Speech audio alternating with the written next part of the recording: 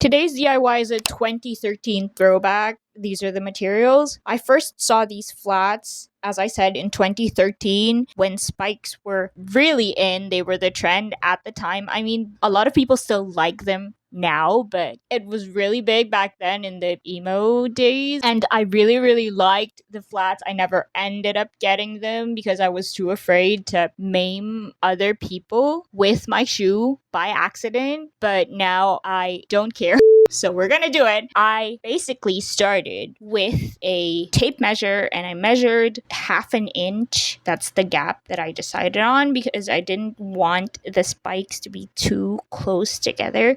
And basically I just marked it off camera with some tailor's chalk so that it would come off with wet wipes or something. Just 1/2 inch in between each spike, and then I poked a hole through the shoe. The spikes, the studs that I got, it worked like a screw basically, and it had that screw type backing, and I could just fasten it in, put it through the hole, and then use the spike as a cap of sorts, and then tighten it with this like a little screwdriver.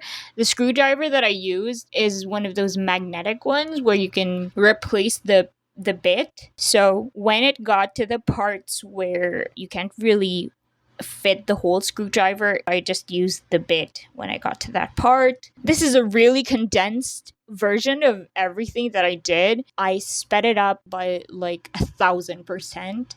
I worked on this for, I want to say, 4 hours per shoe, and I only filmed most of one shoe. I had to do the other shoe off camera because it was taking so long, and it's a really repetitive process. Just make a hole with your, like, you can use a large needle for this even, and then just fasten in the spike, the stud, and tighten that with screwdriver.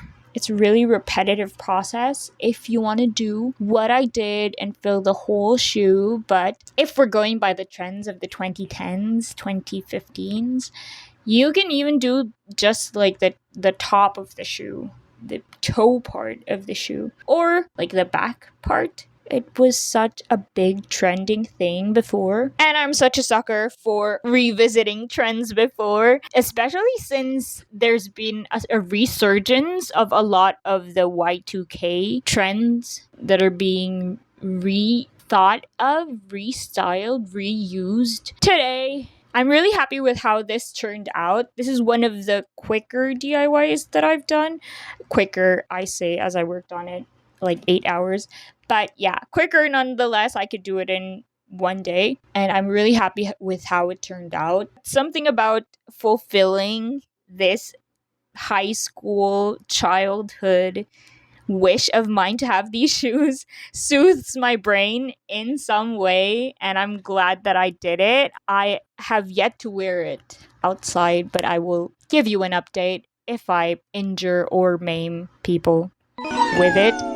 I hope not, but we'll see. Anyway, thank you guys for watching. Hope you try getting into spikes again and DIYing with studs or spikes or any of that emo stuff. Hope you guys enjoyed the video. Like, comment, subscribe if you want to, and I will see you guys next time. Bye!